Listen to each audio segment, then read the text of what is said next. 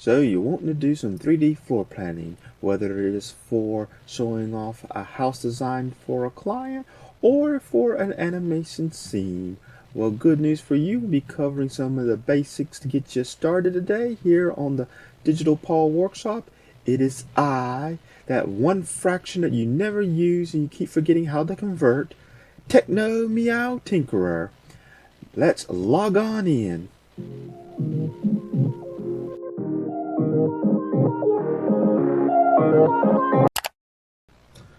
So the first thing we're going to kind of do here is I'm going to drag this image on over. We got Bob's Burgers restaurant and apartment, and I'm going to hit Alt R.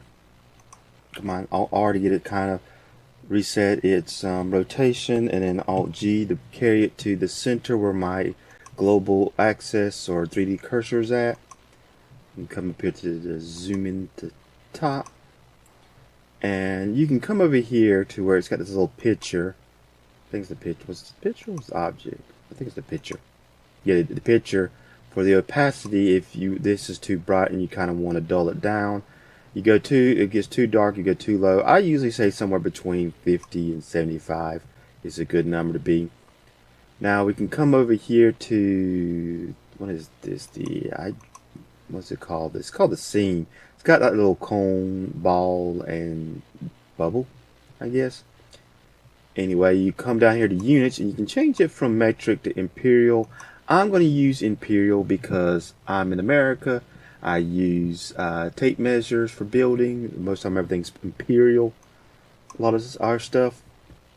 And the first thing I'm going to do is I'm going to come and zoom in, make sure I got that selected, the image. I'm going to bring the door to about right here, and while we're doing it, I'm going to zoom on out. I'm going to go ahead and now hit Shift A to bring up my mesh, click on cube, come over here to where it's hiding, my little tab. Now my door is actually 2.6 inches, so I'll do 2.5 since this thing doesn't do 12, so it does by 10s, and I'll show you how to actually do that. Let me bring up my calculator. So, say if you're working, if it wasn't 2.6, it was 2.7 inches. So I'll do 7 divided by 12, and then that's the number will be 2.583333. Now, what if it was like 2 feet and 6 and 3/4 or 6 and let's just say 7/8 of an inch? Well, I would then, since I already know 6 is divided by 12 is a half, 0.5, so 7/8 would be 7 divided by 8. That'll give me that number, and I'll need to move the decimal, so I can go ahead and I can hit divide by 10. Let's move my decimal plus 0.5, and so that right there would be 6 inches and 7/8 of an inch. And so that would be the number I would need if it was 2 feet. So if it was 2 feet, 6 and 7/8 of an inch, or else we would just say 2 feet and 2 feet and 6 7/8 is how normally me and my dad would say it to each other. I don't know if that's proper protocol, but that's what it would be in decimal format if you're working with tens like Blender does. Blender works in tens. It doesn't work so easily in imperial.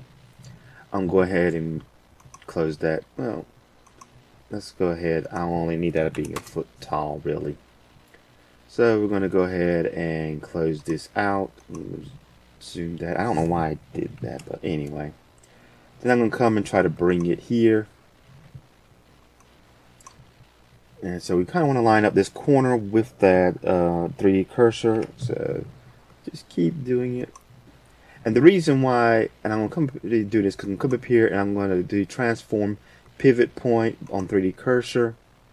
This is the pivot point, so that way no matter what I do, whether I rotate, I scale or anything, it's going to be tied to that 3D cursor. So I'm going to click my background, my image, hit S for scale, and then I'm going to bring it on up till the door is about the same. And this is how you can kind of get your model to be kind of like, I guess you say, life size. Realize is you pick something that's kind of a standard, whether it's a standard width of a door, Now, in the case of Bob's Burgers home, I don't know what the time period it was built, so standards do change by time period, but my home built 1960, so it might be a little off on what the actual door size is supposed to be, because it could be modern doors are different. But for the most part, I'm going by my room. So keep that in mind, that depending upon the time period, if you want to be very accurate, you may have to actually look up what was the standard for that time, because things do change over time. After all, in old castles, the stairwells for the servants was so small that it made it almost impossible for a person to go up and then want to go down and pass each other. So we got that little tidbit information out of the way. I'm just going to, since I already deleted that mess, I'm going to recreate a new one. Cube, grab Y. We're going to carry you on up to the top.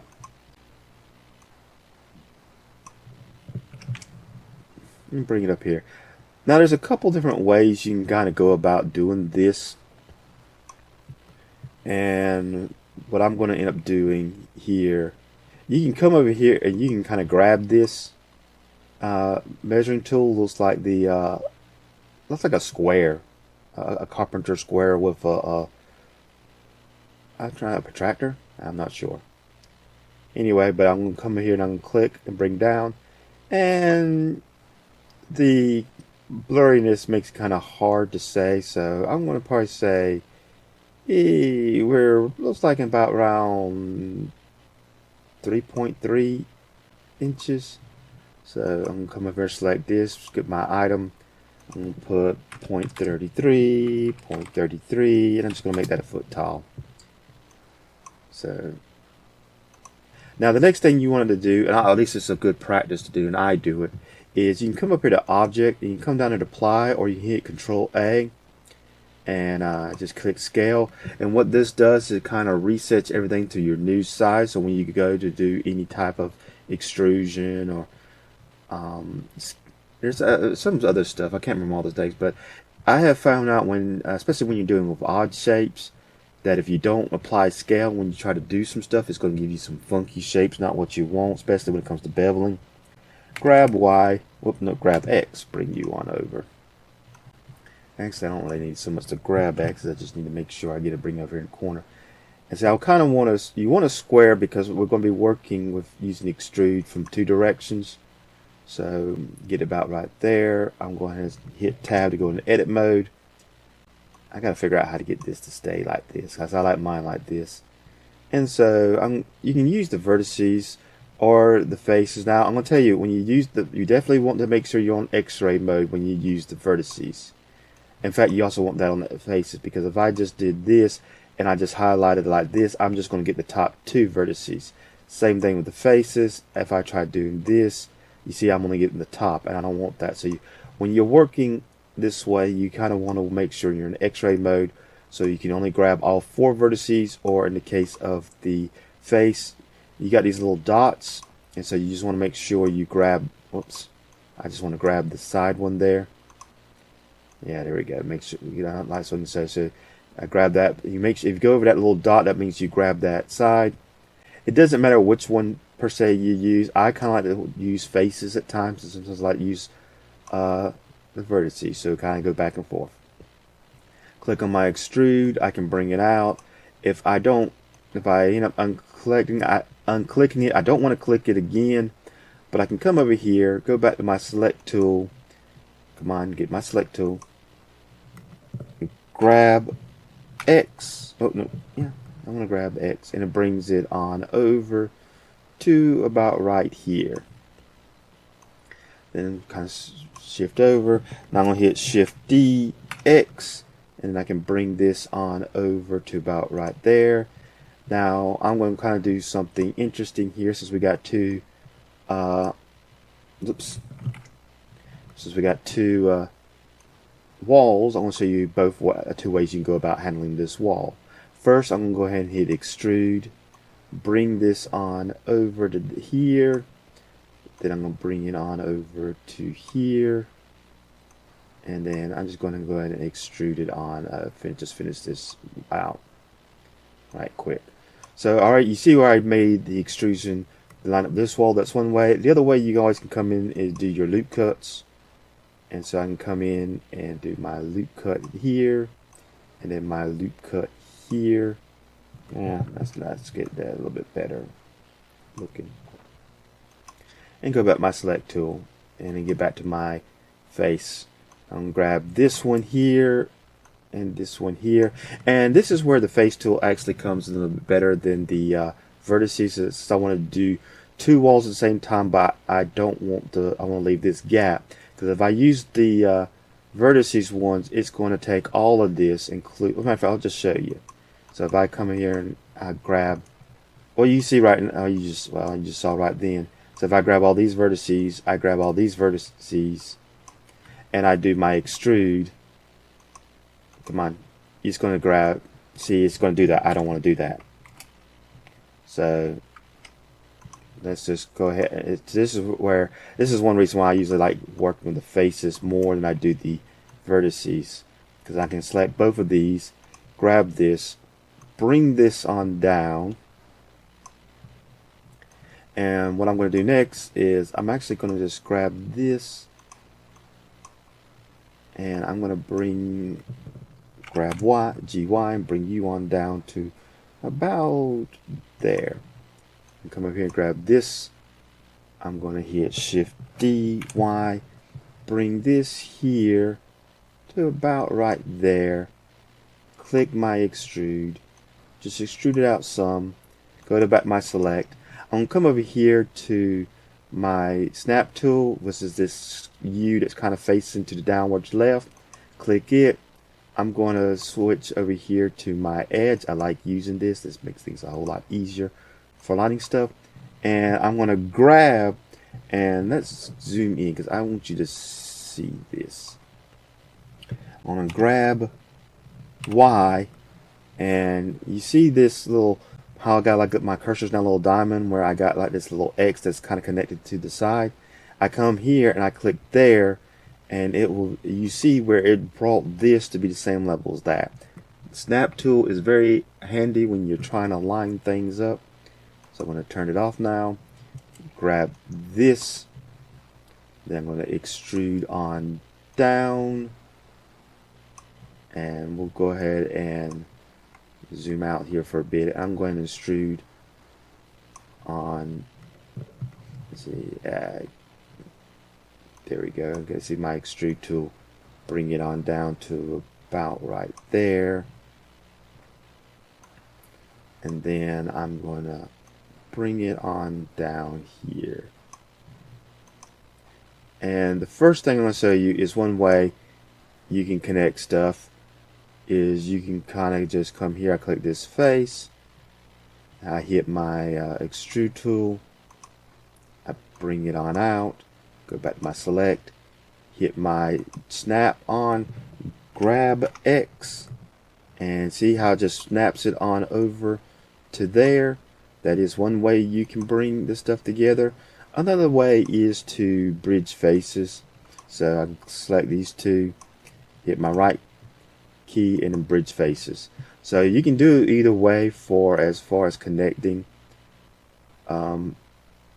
those walls. Because if I remember correctly, in one episode, this little gap is where Bob crawled from the attic down to the restaurant floor, and I was hiding in the walls.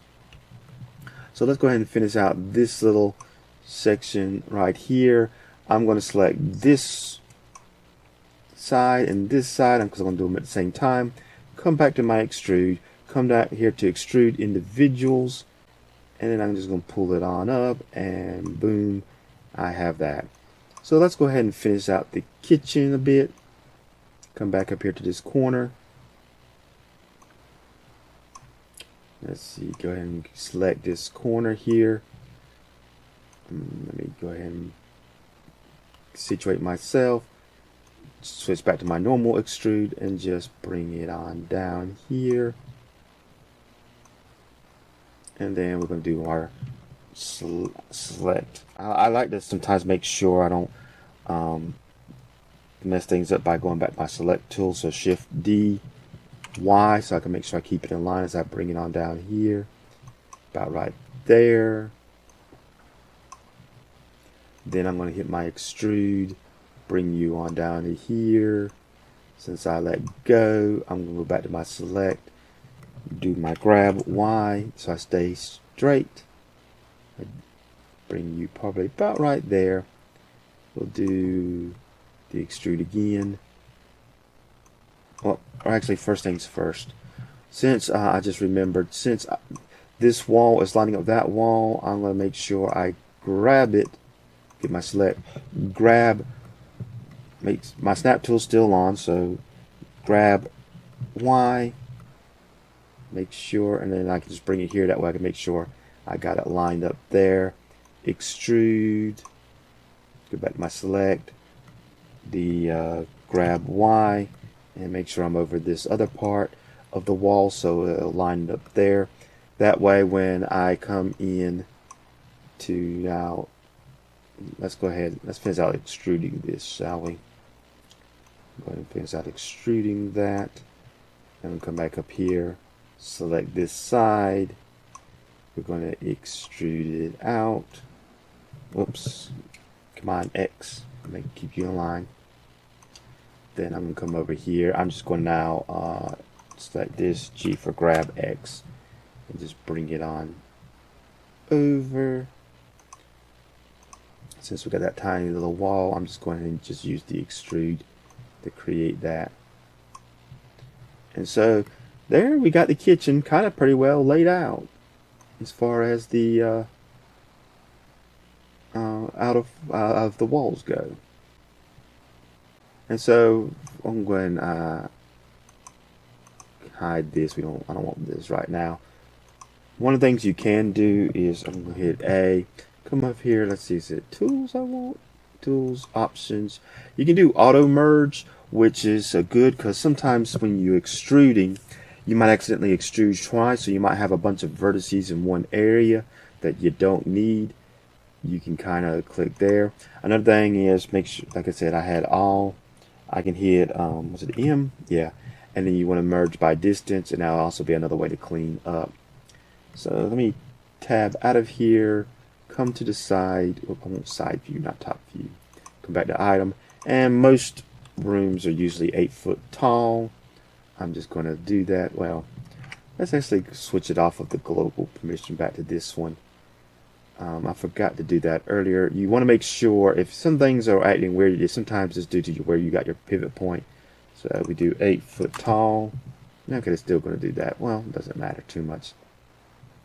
Now, as you see, we're missing some stuff. One of the things we're missing is the part of the walls for the where that goes above the door and above and below the window. So a kind of a quick way to kind of get around doing that. Let's see, I'm going to make sure select all, tab in, and you can kind of do your knife tool. And for instance, if I want to do the top, you can kind of come through and cut. Let me see, does that cut? Make sure that cuts everything. Sometimes these things are weird. Let me see. Nope, it didn't cut everything. Do I have to have everything highlighted? I can't remember. Let me see. I think there's supposed to be a way to. There we go. Get that off. Deselect. Let me see. It's been a while since I don't usually like using the knife tool that much because it's you see how it just jumps around. So that's one reason I'm not a big fan of it. I usually just stick with the loop cut and just make sure. Let's see, like if I do a loop cut here, and we'll do this at an angle so we kind of see. I can go ahead and do one there. Make sure everything kind of looks like it's got the proper loop cut. And then, in this case, if I'm going to do the, I say we'll do it this way before we go crazy with some of the stuff. I want to make sure I get there, and then probably there. And I'll show you why I'm doing this craziness. Now, to me, there's a lot of Blender I haven't learned, but this is just an easy way for me to do it. Go to my vertices and get off of my loop cut. Back to my select. Grab that. Now, a lot of this stuff will be depending upon what type of home you have or the measurements. But I'm just going to grab Z, bring this on up. And same thing for here. I don't know why that is looking. I need to make sure. Let's see. Was it grab? No. Let's see. Trying to remember. There was a way you're supposed to actually line this stuff up. Okay, that's what it is. To make sure where you get everything lined up. So like you see how I got how these are not lined up. So I'll hit my S for size, Z axis, since that's what I'm wanting to work on, and then 0. It's been a while since I had to use that. So that makes sure all that's lined up. I just realized it didn't give me a loop cut there. Let's go ahead and undo those loop cuts. And I'm going to actually want to... There we go. Let's go ahead and let's first go ahead and line that stuff up. So grab my vertices here, and I'm going to line all this up. And this is going to play a part on your pivot point. So if I'm going to do global center, I think so. SZ0, make sure all that stuff's lined up. Go back to my medium point. Then I bring in my next loop cut. So let's see, we want that one, and another thing with loop cut is if you want it horizontal, you go to a vertical line. If you want it vertical, you go to a horizontal line. So that makes sure everything is that way. So now that stuff is nice and straight. That's good. Select all of this. Group, G for group or grab, and then Y, bring this up. And then we'll just, I don't know the actual, you'll go in and actually worry about the actual height of some of the stuff. So I'm just going to bring this down just for a quick. So in the case of here, I'm just going to take my X-ray off. And now I can come in. And like I said, you can do this a couple different ways. One way is to grab here and to grab here. And then hit your right key and come down to bridge faces. You can kind of do this for all the stuff, or you can do the extrude and then snap like I did earlier. So come on, select there,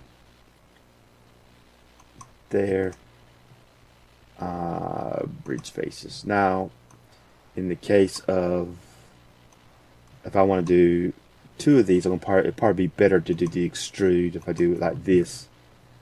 So come to the top, extrude out. Still got my snap tool turned on. So I'm going to come grab X, and then boom, it brings it on over. And so that's how I would do 2 of them. Let's see, grab, or actually select. Then I'm going to extrude. Move this on down, go to my select, grab Y, and boom. And of course, you can always go M, let's see, A, M. This way you make sure all your vertices are connected. And there we have it. Excuse me. For some reason, my voice wants to go out on me.